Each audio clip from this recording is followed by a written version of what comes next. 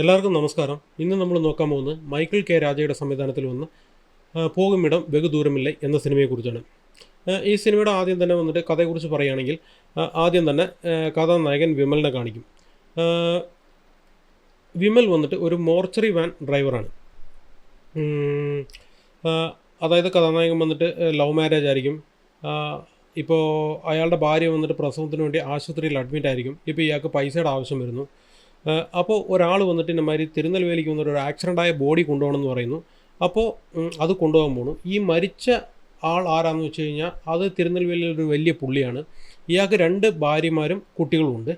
അപ്പോൾ അതായത് 2 ഭാര്യമാരും ഞങ്ങളെ ഉള്ളൂ, അവരുടെ മക്കൾ പറയും ഞങ്ങൾ ശവം അടയ്ക്കോളാം എന്ന് പറഞ്ഞിട്ട് 2 പേരും വഴക്കിടുകയും അങ്ങനെ ഇവിടുന്ന് ഇവർ പോകാൻ വേണ്ടി തീരുമാനിക്കുന്നു.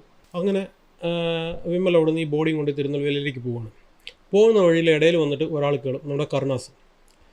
അയാൾ ആരാന്ന് ചോദിച്ചു കഴിഞ്ഞ് കഴിഞ്ഞാൽ ഒരു തോറ്റുപോയ നാടക അഭിനേതാവ്. അപ്പോൾ അയാളുടെ കഥകളൊക്കെ പറഞ്ഞിട്ട് വീണ്ടും ഇവരുടെ യാത്ര തുടരുകയാണ്. അങ്ങനെ ഇവർ പോയിക്കൊണ്ടിരിക്കുമ്പോൾ നമ്മുടെ കരുണാസ് വന്നിട്ട് വളരെയധികം നല്ല മനസ്സുള്ളൊരു വ്യക്തിയാണ്. അപ്പോൾ ഇടയിൽ വെച്ചിട്ട് ഒരു കാമുകനും വണ്ടിയിൽ കയറും, രക്ഷിക്കണം എന്ന് പറഞ്ഞിട്ട് വണ്ടിയിൽ കയറും.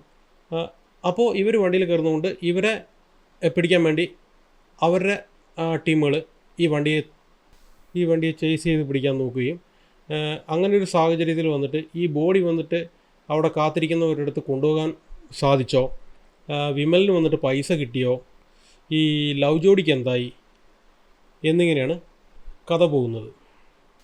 ഈ പടത്തിൻ്റെ കഥ ഐഡിയ നല്ലതാണ്. അതായത് ഒരു പല സ്ഥലങ്ങളിലുള്ളത് ആൾക്കാരെയൊക്കെ ഇങ്ങനെ ജോയിൻ ചെയ്ത് അതൊരു കഥയൊക്കെ കൊണ്ടുപോകുന്നത് ഒരു നല്ല ഐഡിയ ആണ്.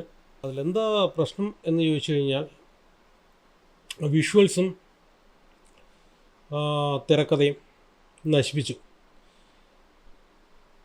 അതും കൂടെ നന്നാക്കിയിരുന്നെങ്കിൽ പടം നല്ല എൻ്റർടൈൻമെൻ്റ് ആയിരിക്കും. കാരണം എന്താണെന്ന് വെച്ചാൽ ബഡ്ജറ്റിൻ്റെ ഇഷ്യൂ ആയിരിക്കും.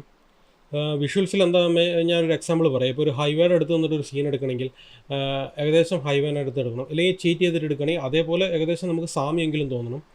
ഇത് അങ്ങനെയൊന്നും ഇല്ലാണ്ട് എടുത്തുകൊണ്ട് നമുക്കത് ആ വിഷ്വൽസ് ഒന്നും നമുക്കൊരു ഇതില്ല. ഞാനൊരു എക്സാമ്പിൾ പറഞ്ഞാൽ ബഡ്ജറ്റ് പ്രശ്നമായിരിക്കും. അത് ഒരുപാട് സ്ഥലങ്ങളിലുണ്ട് ആ സിനിമയിൽ. അതായത് ഇവർ കോംപ്രമൈസ് ചെയ്ത് വിഷ്വൽസ് കാണിച്ചതുകൊണ്ട് എനിക്കത് തീരെ ഇഷ്ടപ്പെട്ടില്ല. പക്ഷേങ്കിലും കഥ വന്നിട്ട് ബോറടിക്കാണ്ട് നല്ല മൂവ്മെൻറ്റോടുകൂടെ പോയിട്ടിരിക്കുന്നുണ്ടായിരുന്നു. അടുത്തെന്താന്ന് പറഞ്ഞിട്ട് നമുക്കൊരു ഇൻട്രസ്റ്റോട് കൂടെ പോയിട്ടിരുന്നു. അതേപോലെ ക്ലൈമാക്സ് ഒക്കെ വന്നിട്ട് നമുക്ക് എന്താ പറയുക, നല്ല തൃപ്തിയായിരുന്നു കേട്ടോ കാണാൻ. കാരണം അതായത് ഈ ബോഡി പ്രതീക്ഷിച്ചിരിക്കുന്ന 2 കുടുംബങ്ങൾ, അപ്പോൾ ഈ ബോഡി വന്നിട്ട് 2 കുടുംബത്തിനും വേണമല്ലോ, അതിൽ അവർ എങ്ങനെ കോംപ്രമൈസ് ആയി അതൊക്കെ വന്നിട്ട് കുറച്ച് ഫീലിങ്ങോട് കൂടി നന്നായിട്ട് തന്നെ കാണിച്ചിട്ടുണ്ടായിരുന്നു. അതേപോലെ പടത്തിൻ്റെ ഇടയിൽ നമുക്ക് ആ ബോറടിക്കാൻ വരുന്ന ആ ലിമിറ്റേഷൻ ടൈമിംഗ് പീരീഡ് വരുമ്പോഴത്തേനും അവരൊരു ട്വിസ്റ്റ് ചെയ്തിട്ട് അത് മാറ്റി കൊടുത്തിരുന്നു. അതും നന്നായിരുന്നു. അതിലൊരു 2 ട്വിസ്റ്റ് ഉണ്ട്. 2 ട്വിസ്റ്റും നല്ല മേജർ ട്വിസ്റ്റ് നന്നായിട്ടുണ്ടായിരുന്നു കാണാൻ. ഒരു വണ്ടി കാണാണ്ട് പോകണമെന്ന്, പിന്നെ വന്നിട്ട് നമ്മുടെ വണ്ടിയിൽ ആദ്യം കയറുന്നല്ലോ കരുണാസിനെ വെച്ചിട്ടൊരു ട്വിസ്റ്റ്. അത് രണ്ടും നല്ലതായിരുന്നു. പിന്നെ കുറേ അടുത്ത് ലോജിക് ഇഷ്യൂ വന്നിട്ടുണ്ട്. അത് പിന്നെ എല്ലാ സിനിമയിലും വരുന്നതാണല്ലോ. മെയിനായിട്ട് വന്നിട്ട് എന്താ പറയുക, വിഷ്വൽസിൻ്റെ ഇഷ്യൂ അതൊരു ഭയങ്കര ഇഷ്യൂ ആണ്. മൊത്തത്തിൽ ഈ സിനിമ എങ്ങനെയുണ്ടെന്ന് ചോദിച്ചു കഴിഞ്ഞ് കഴിഞ്ഞാൽ നമുക്ക് യാതൊരു പ്രതീക്ഷയില്ലാണ്ട് പോയിരുന്ന് തിയേറ്ററിലിരുന്ന് കാണുകയാണെങ്കിൽ നല്ലൊരു സിനിമ എന്ന് പറഞ്ഞ് ഇറങ്ങി വരാൻ പറ്റും. അപ്പോൾ ശരിയെന്നാൽ.